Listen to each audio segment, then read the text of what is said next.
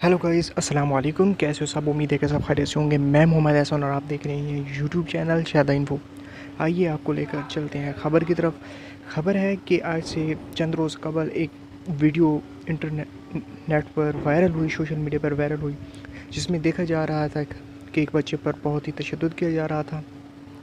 तो CCPO लाहौर ने ये वीडियो देखी तो उन्होंने इस मुलज़िम को जल्द तलाश करके गिरफ़्तार करने का आर्डर जारी किया और बहुत सारे अफसरान को इस काम पर लगा दिया गया कि वो उन्हें जल्द से जल्द तलाश करें।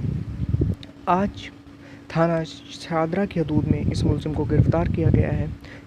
इससे पूछा गया है तो इसने बताया है कि बच्चा दुकान पे लेट आने की वजह से, जब वो लेट आया तो उस पर मैंने हाथ उठाया और बहुत ज़्यादा तशद्दुद किया गया है, जैसा कि वीडियो में आप देख सकते हैं।